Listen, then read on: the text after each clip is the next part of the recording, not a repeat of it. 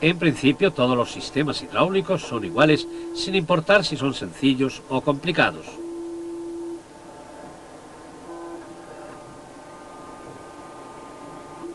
En la parte correspondiente a la alimentación de energía, se produce la transformación de otros tipos de energía en energía hidráulica, la generación del flujo por efecto de una bomba y el acondicionamiento del aceite hidráulico. Los símbolos empleados en el esquema de distribución nos lo explican. Empecemos por la izquierda. Manómetro, debajo la válvula limitadora de presión en la que se ajusta de modo fijo la presión máxima de la bomba. La bomba con el correspondiente motor y el filtro. Debajo se encuentra el depósito. En la parte superior se encuentra además la válvula limitadora de presión utilizada para ajustar la presión que es necesaria en el sistema. Aquí apreciamos una representación simplificada, la alimentación de energía en la válvula limitadora de presión para la presión en el sistema y el depósito.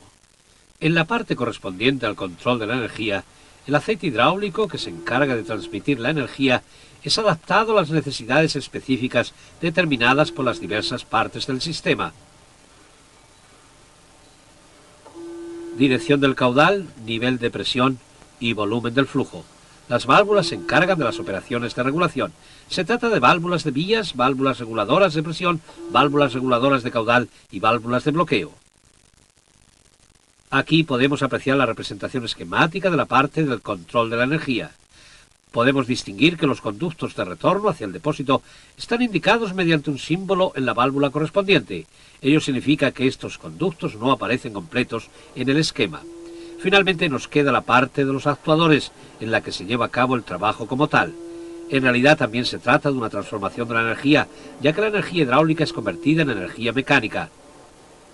Con la parte de accionamiento queda completo nuestro esquema de distribución. El esquema nos ofrece una información detallada y precisa sobre la estructura y el funcionamiento de todo el sistema. Sus datos son claros, dando igual si se trata de un sistema hidráulico complicado o sencillo. Recordemos cuáles son las ventajas que ofrecen los sistemas hidráulicos.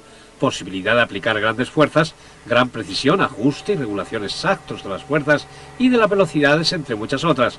Estas características indican que los sistemas hidráulicos son idóneos para ser utilizados en muchos ámbitos de la tecnología más moderna.